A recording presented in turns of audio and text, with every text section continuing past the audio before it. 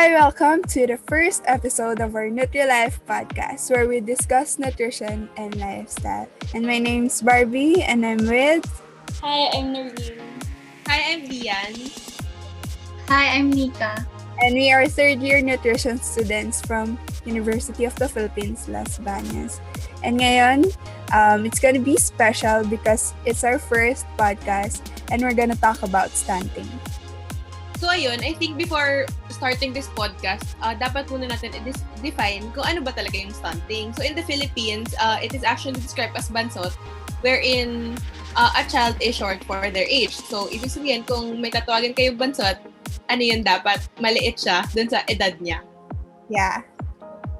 Yes, tama yun. Pero hindi lang doon kasi natukoy din ito yung damage na yung ano niya yung paglaki at development ng bata.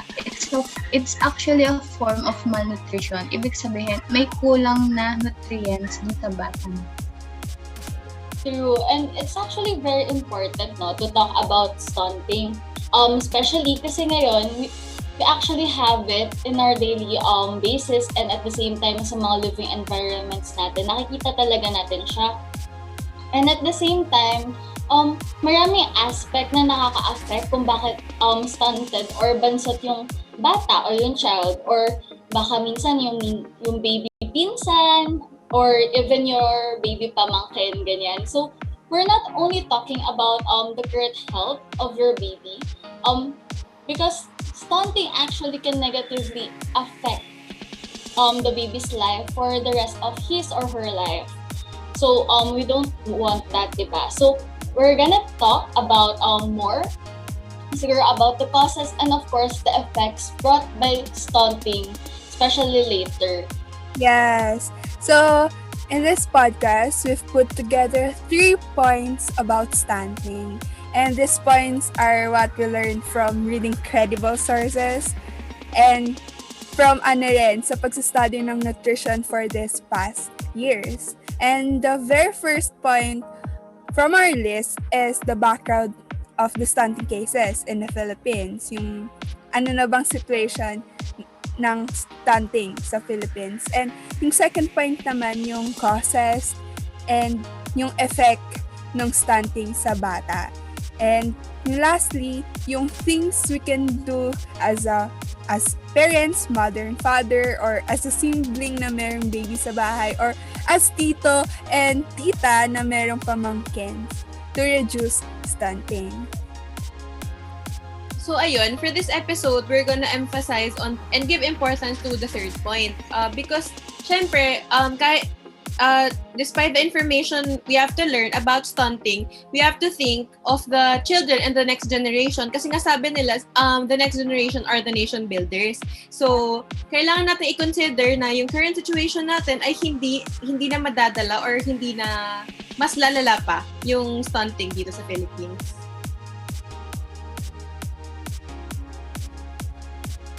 Okay, now let's hear first the very short background of the stunting cases in our country and also the cause and effects.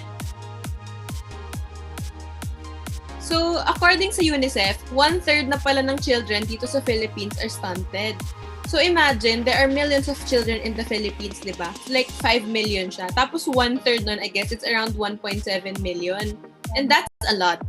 Yeah. So, with the ongoing pandemic, with 1.7 million na stunted, na-foresee pa na mas tataas pa ito kung wala tayong gagawin. So, it is a major problem since yung current situation natin, hindi na natin malaman kung paano siya sosolusyonan eh. And what more pa, yung mga problems na makukos nito for the next generations.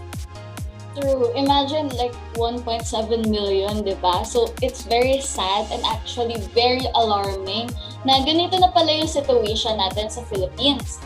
And not only that, pero to the audience here, are actually ang daming possible causes ng stunting. Like for example, poor nutrition. So, this means na hindi ka kumakain ng enough or you're eating foods na naglalak ng growth-promoting nutrients. And pangalawa, yung mismong poor nutrient intake mo or yung absorption or utilization mo ng mismong nutrient ay hindi ganun ka-effective.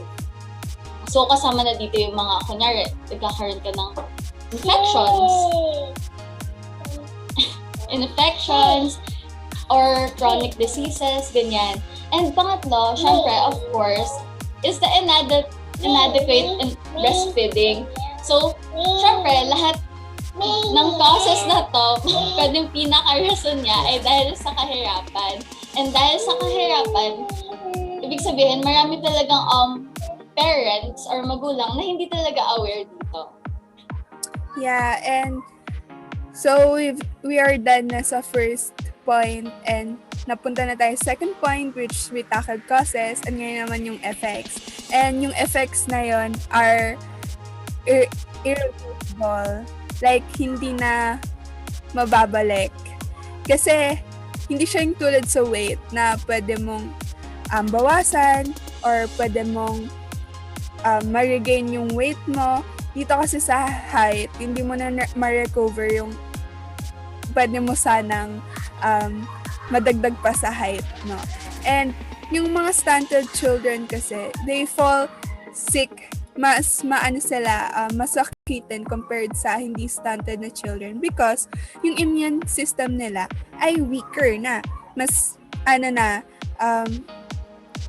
sila sa infections, repeated infections and mga diseases, pwede na nilang ma-acquire. And yung mga stunted children kasi rin ay mamimiss nila yung opportunity to learn sa school, ganyan, kasi mas mababa na yung performance nila kaysa mga sa hindi stunted na children. And based on the studies, kapag stunted yung children, more likely naman na bababa yung IQ nila. So, ganun yung mga effect if stunted yung children natin. And they will grow up naman na disadvantage yung financial aspect nila. Kasi, according rin sa study, yung mga stunted children, paglaki nila, mas less yung na income nila compared naman sa hindi stunted nung bata sila.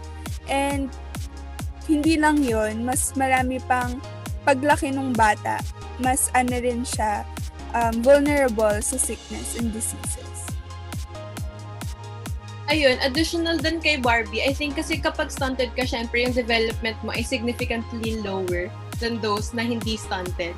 So, kunwari ako, yung development ko, mabilis ako makaintindi or yung EQ ko ay maayos. Compared dun sa mga stunted, may nakikitang malaking difference. So, kung mapupunta sila sa isang workplace, they are at disadvantage talaga. So, ayun, katulad nga ng sinabi ni Barbie na they are economically disadvantaged. And additional to that, those who are stunted suffer from chronic diseases.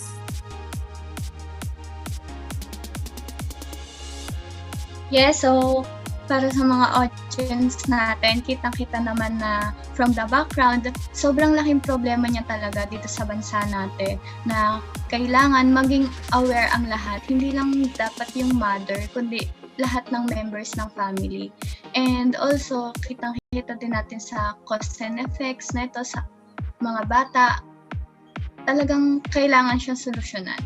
So, especially sa mga mother na malnourished before pregnancy, kailangan makita nila na gaano ka-importante yung pagiging healthy bago magbuntis, mga ganun, bago magplano na magkaroon ng anak. Not only the mother, but also the father also. Dapat. Yeah, that's why we emphasize na don't normalize yung teenage pregnancy kasi it'll just bring harm and danger to both mommy and baby. And not only that kasi, yung stunting kasi ay often intergenerational. Yung children kasi, yung child na stunted kasi, paglaki niyan, maliit pa rin sila. So, yung adults yung stunted children na naging adults na ay more likely na magkakaroon ng maliit rin na baby. So, magiging lang siya, an ending cycle for our generation. And yung yung stunting kasi, ano rin siya, tulad ng nasasabi dito sa Pilipinas na namamana-mana. Well, technically, nagiging cycle nga siya. Ganun. Ayun, also, we also emphasize the importance of eating healthy with the gravity of stunting based from what has been stated already. Siguro yung importance din ng pinggang Pinoy, nung food pyramid, ganyan na hindi naman necessarily dapat mahal yung mga kinakain na like dapat per meal mo may broccoli ka, ganyan. Now we have cheaper and healthier options like malunggay, papaya, yung mga ganon na kahit medyo kulang tayo sa budget ay ma-ensure natin na healthy and nutritious yung kinakain natin. And syempre, after learning about this, we have to take action. So, we also made a practical list which parents can do at home. Not only the parents, but those who are taking care of babies and children. Yes.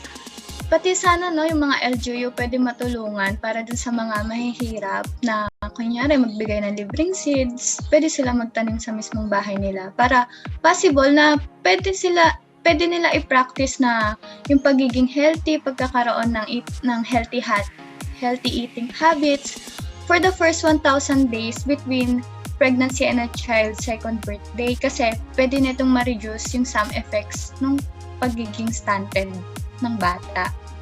Yeah. Also, sa bahay pa lang, dapat lahat ng family members, kailangan na-practice nila yung pagkakaroon ng good hygiene tsaka ng clean water para maiwasan natin yung pag-contaminate ng mga bacteria na nagkakos ng possible na mga sakit sa mga bata.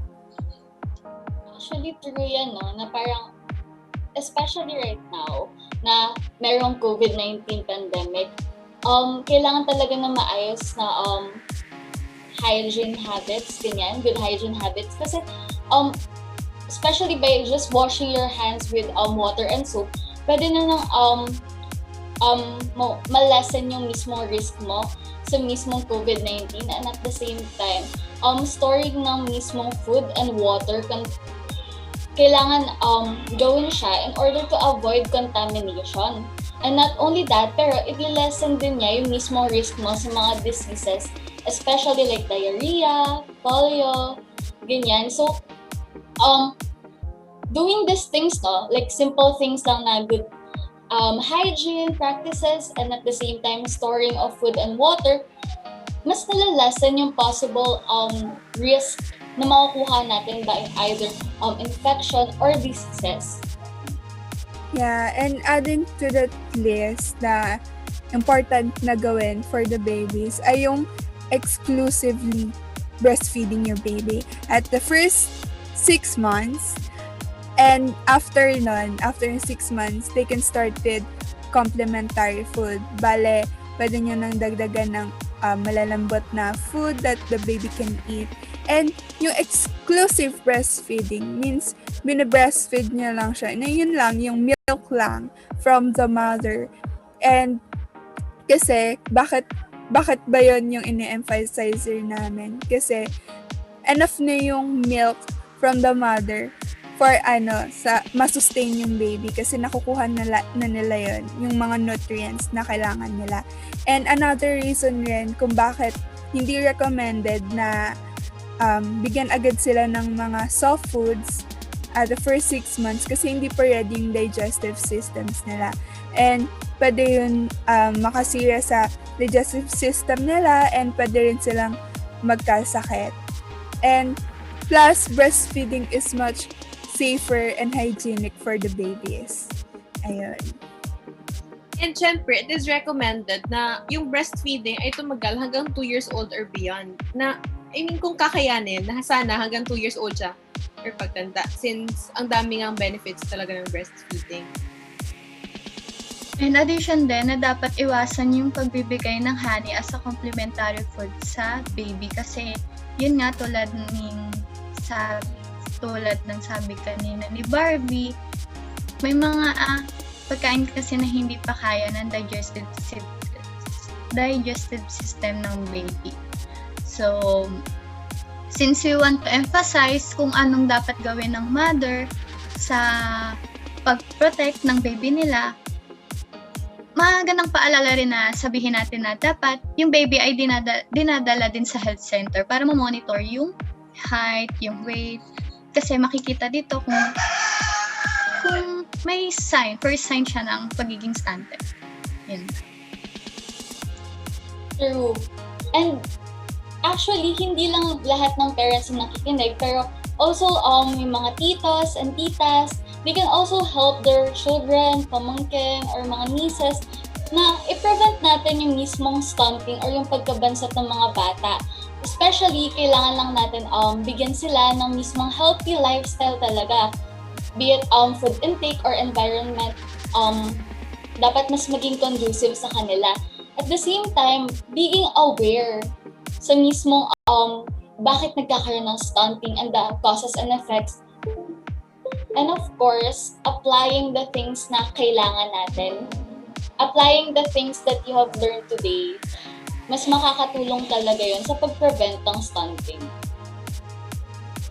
Ayun, I agree. Kasi I think, for me naman, being aware and informed about the problem is one step in solving it. Kasi, syempre, there are so many things beyond our control. So, yung mga kaya nating bigyan ng solusyon, sa tingin ko, ay step na yon para ma-reduce yung stunting sa Pilipinas. Yes, I agree din. So, very informative ng usapan natin ngayon, guys. Sa lahat ng mananood, sana nakatulong tong first episode namin na pagbibigay ng awareness na rin, pagbibigay ng kung anong dapat gawin, especially for the mothers, and kasama na yung lahat ng family members sa bahay, kung anong dapat gawin. So, kitang-kita naman na nagsisimula talaga to sa pag-start ng pagiging healthy sa simula pa lang para maiwasan natin yung malnutrition, hindi lamang pagiging stunted, kundi yung iba't iba pang malnutrition sa Pilipinas. Yeah, and ayun no, hindi naman mapapag-ikala na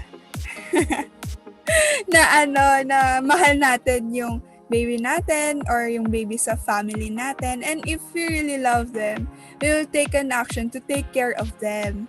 And para hindi sila mag-suffer sa current health nila and even sa future health nila. Kasi natutunan natin na may epekto pala ang pagiging stunted sa future nilang lives. And I think we've covered enough for today.